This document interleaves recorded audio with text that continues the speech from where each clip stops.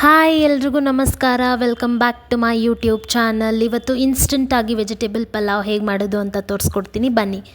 ಒಂದು ಕುಕ್ಕರ್ಗೆ ಎಣ್ಣೆ, ಪಲಾವ್ ಮಸಾಲ, ಹಸಿ ಬಟಾಣಿ ಹಾಗೂ ಮೆಣಸಿನ್ಕಾಯಿನ ಹಾಕಿ ಸ್ವಲ್ಪ ಬೇಯಕ್ಕೆ ಬಿಡಿ.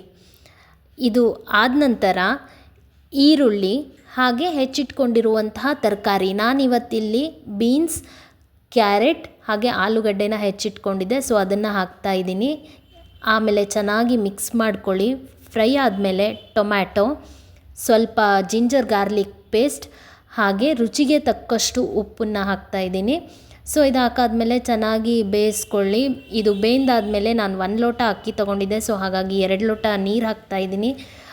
ಸ್ವಲ್ಪ ಅರಿಶಿನ ಹಾಗೆ ಒಂದು ಸ್ವಲ್ಪ ಧನಿಯಾ ಪುಡಿ ಹಾಕಿ ಅರ್ಧ ನಿಂಬೆ ಹಣ್ಣನ್ನು ಹಿಂಡ್ಕೊತಾ ಇದ್ದೀನಿ, ಯಾಕಂದರೆ ಇದು ತುಂಬ ಟೇಸ್ಟಿಯಾಗಿರುತ್ತೆ.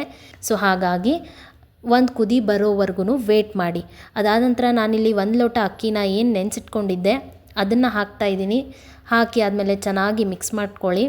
ಮಿಕ್ಸ್ ಆದಮೇಲೆ ಕುಕ್ಕರ್ ಲಿಡ್ ಕ್ಲೋಸ್ ಮಾಡಿ 2 ವಿಸಿಲ್ ಆಗೋವರೆಗೂ ಬಿಡಿ.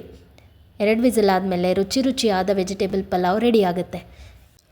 Thank you for watching. ಈ ವಿಡಿಯೋ ನಿಮ್ಗೆ ಇಷ್ಟ ಆಗಿದ್ದರೆ ಲೈಕ್ ಮಾಡಿ, ಕಮೆಂಟ್ ಮಾಡಿ, ಶೇರ್ ಮಾಡಿ, ಹಾಗೆ ಸಬ್ಸ್ಕ್ರೈಬ್ ಮಾಡೋದನ್ನು ಮರಿಬೇಡಿ.